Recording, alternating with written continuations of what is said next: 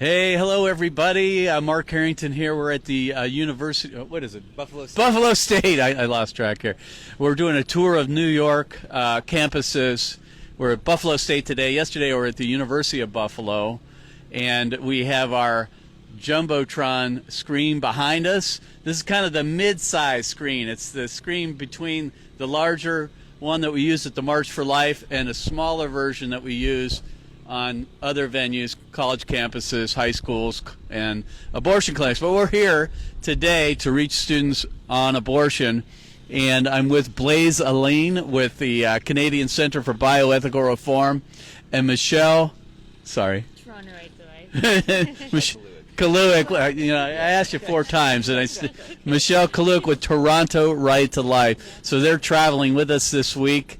And we'll be at another campus tomorrow, and that'll be our tour of New York. So, let me ask you, Blaise. You've obviously been doing pro-life activism a long time, been using AVP, that is, abortion victim photography. The American Center for Bioethical Reform, really a pioneer, obviously, in this. Greg Cunningham really was the one that got me involved in this as well, but this is the first time I think you've seen video used on a college campus. Now, right now we're playing prenatal video. Later on we'll play abortion video. What was your experience yesterday with that? How did you feel that worked out? Yeah, so we've used a little bit of video before, like, you know, having an abortion video on your phone that you can show someone in conversation. Or at the University of Toronto, when Michelle and I were with the club at the University of Toronto Students for Life, we created equal videos and some other videos up on some screens on a table. Okay. But this is a different level. When you have a screen that size out here in public, like yesterday at the University at Buffalo, I had a conversation right off the top with the student, right as we opened up, and I just kept directing his attention back to the video as we were talking, right? Talking about science and human rights, and isn't it a human rights violation to kill an innocent human being, just pointing him to the video. And I could just see him looking at the video like it was there as a super visible reference point. So effective in conversations. It just makes it so much more obvious that abortion kills an innocent human being. So really powerful to have video that visible here at Outreach. Well, we're really fortunate now. The LED technology is within reach. It's affordable, and we can scale it up, we can scale it down, we can get it almost on any venue that's available to us. So it's really opened up a whole new avenue of using these images across North America. So Michelle, what about you? Have you ever done anything like this with the videos before? Yeah, no, this would be the first time that we've used a video this size on a campus. As Blaise said, we've played videos on a tablet or on a desktop screen when we're doing campus tabling indoors, but this is the first time that we're using a video this size. And I think that at Outreach yesterday, when we were talking to people about abortion, having the videos it's so much harder to refute the truth of abortion, compared to the photos. The photos is obviously very powerful, but when you have the videos as well, it is so much harder to argue against abortion. Yeah, and it's hard for them to say they're fake too. Yes. It's a lot harder. They often try to tell us that our static, our still images are fake. What would you say to those still out there in our movement that say this doesn't work, it offends people, drives them away, it's counterproductive? How would you answer that? Yeah, from my experience of doing outreach for more than 5 years, I've seen so many hearts and minds change right in front of me because of the power of images. Not only people are changing their minds through conversations, but by simply seeing the images of what abortion does to preborn children, they change their mind quickly. Or even if they take some time, it's the images really that really makes a difference in the way they see abortion. Right. And now let me interrupt, because it will drive some people away, will it not? I mean, some people are going to be offended and they're just going to, shrug their shoulders and pass by or get angry. But they're not the ones we're trying to reach, right? So, I mean, I think even for people who are offended by the photos and the videos, I think sort of what's the alternative to reach them? Because if they're at risk to abortion as well, if we have some nice, friendly pro-life display, they're not going to come up to it as well. Like, they tend to be offended by anything pro-life. And the thing is, they can get the pro-life message. They can see the truth about abortion, and they're going to take that image, that video with them, even if they don't like us for doing it. You know, we've heard from a student on a campus when we were returning to that campus a year later. Her friend told us that, you know, last year she thought you guys were the worst. She thought you guys were awful. She was swearing at you. She was debating with you and everything. Over the last year, she became pregnant and could not bring herself to have an abortion because she'd seen the images, but she still thinks you guys are jerks. Right? Now that's not because anyone treated her with a lack of respect. Right. It's not because we are jerks. Right. And it'd be nice. It'd be nice if she understood why we were doing what we were doing, and hopefully one day she comes to understand that. But her baby is alive today because she saw the photos, even though she was offended by them. Right? So the goal is saving babies and changing people's minds on abortion. Right. And I think that a well-functioning conscience should be offended by the truth about abortion. It is offensive because it's injustice. Right. So you guys are from Canada. You're in the United States. What's the difference, if there is one? What's the difference on a college campus with students that you're interacting with? Because most of the listeners and viewers are from America. You know, we understand what it's like on a college campus here in the U.S., but what is it like in Canada? Yeah, what I noticed yesterday while speaking to students at the University at Buffalo is that there's actually a lot more tolerance here to, you know, hearing the other side on an issue like abortion. And so I had a lot of productive conversations with people on the issue of abortion, even when they said that they were pro-choice in the beginning.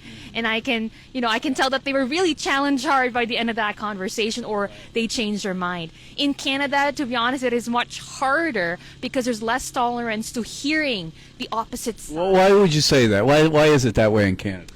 I think it's because of lack of conversations, or because it's not discussed as much. And I think that's why bringing the conversation to people out on the streets is so important.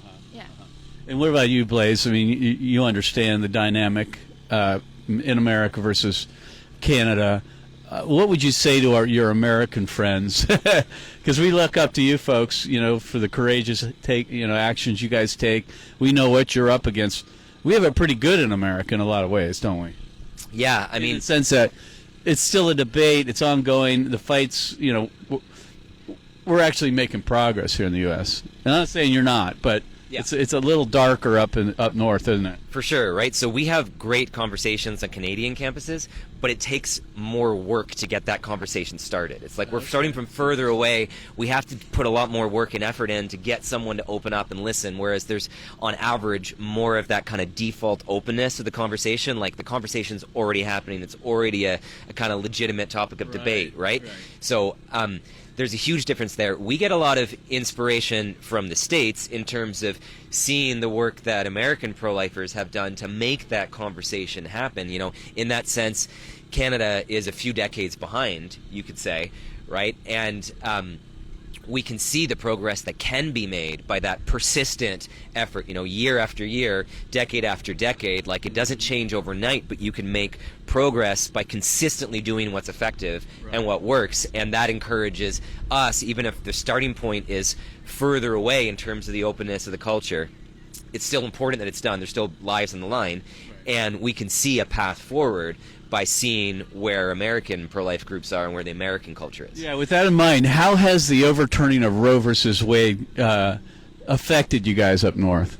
Yeah, to be honest, actually there's a lot more pro-lifers that got interested in getting involved. When they hear what's happening in the U.S. and they see how much worse Canada is, they realize that they gotta do something.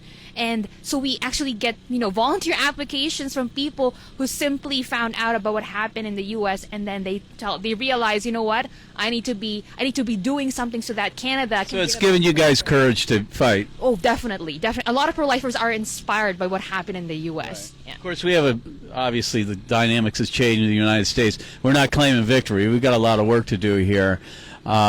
So, Blaise, you guys are going to be launching, or should I say, the video truck. Okay, so, and we're really excited about this, that you're taking, the videos mobile, not only college campuses like what we're doing. In Canada, you have a little harder time getting on college campuses for the most part, but you're going to be taking the mobile billboard venue, if you will, you're gonna move it up a couple notches. Explain what's going on. Yeah, so it was when we were in New York City doing activism with Created Equal that you were talking about these more mobile billboards and getting the LED screens that could be more portable and used in more places, and that got us interested. And then Created Equal got that capability with the mobile LED screens on a video truck, and we got to see that. And we are preparing to launch that as part of a national tour in Canada coming up this June. Yeah, tell us about that. It sounds exciting. Yeah, we're doing a tour on the faces of abortion, to bring the faces of abortion victims to the public, to bring abortion victim photography, but in particular the faces of the victims that bring about that human connection with those who have been dehumanized. We're bringing that across the country. We're hitting all 10 Canadian provinces, and we're using that to launch the video truck. So we'll have video and, 25 to 30 people traveling across eastern Canada, and there's a western tour to the western provinces as well. That'll be the launch of the video truck, and then we'll have that capability in Toronto and Ontario, and we're planning to, tour the truck around. Maybe it'll spend some other time in other parts of the country, but so we can bring video, whether that's to a campus outreach to complement the activists we have on the sidewalk having conversations, or whether that's to other places that we can reach with video that we normally can't bring video to. It's a way to bring that even more powerful visual evidence to many more places. So we're really excited to have that capability. And the dates, are you allowed to give them out yet? Or Yeah, sure. I mean, we don't want to give out too much information for the opposition, but... Yeah, we are just on the point of announcing the tour publicly at endthekilling.ca/tour, or all the tour dates that we have, and we're just putting all the details and the promo out, because we'll have talks in the evening in order to get pro-lifers fired up across the country, talking about Roe and talking about how the overturning of Roe, there's still it's a victory, but the battle is ongoing, and there's a lot of pushback. I think in Canada, there's been a lot of motivation even from the pushback, right? So with the pro-abort pushback and the extremely liberal laws in some states, that's been a motivator for some Canadians as well. Like, we need to do something, this is spreading in the wrong direction.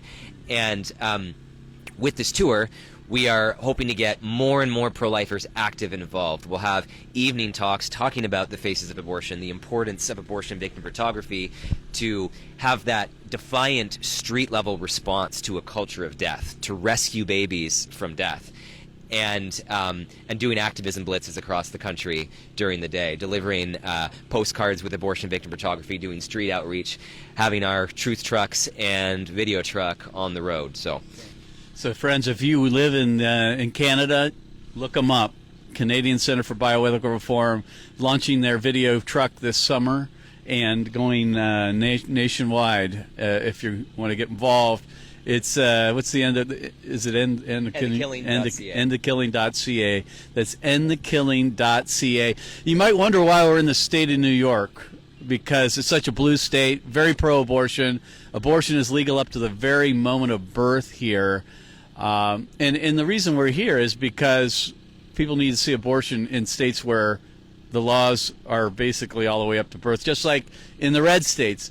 But I will say, we have a fight in Ohio, and friends, I've been talking about this. The constitutional amendment, the pro-abortion industry is trying to change the Constitution of the state of Ohio to enshrine abortion up to the very moment of birth. They're collecting signatures right now, and Created Equal's on the front line of that. And I want to exhort you to get involved in that effort to try to keep them off the ballot. We have something called the Decline to Sign campaign. You can find out more by going to createdequal.org. And we'll also be doing some canvassing this spring and summer and into the fall. We got a big year ahead of us. We've got to defeat this in Ohio, or else it could go nationwide. Because often when Ohio goes, so goes the nation. So that's your call to action today. Go to createdequal.org and sign up to help us out with the Decline to Sign campaign, or to go door to door once the campaign, if they get the signatures this summer, we'll be going door to door, and we'll have places for you to plug in and get involved in the battle to save unborn children in North America. So Blaise, thanks a lot. Michelle, appreciate you coming on the road with us. Again, we're coming to you from Buffalo State University here in Buffalo, New York. and we're on our tour. And tomorrow we'll be heading to another city. I won't say because the pro-abortion people are going to follow us around, so I won't let them know. But we'll be finishing up tomorrow. So pray for us as we continue to go out on the streets and in the cities and on college campuses, spreading the truth about life and the message of the gospel. God bless. See you next time. You've been listening to Mark Harrington, your radio activist. For more information on how to make a difference for the cause of life, liberty, and justice, go to createdequal.org. To follow Mark, go to markharringtonshow.com. Be sure to tune in next time for your marching orders in the culture war.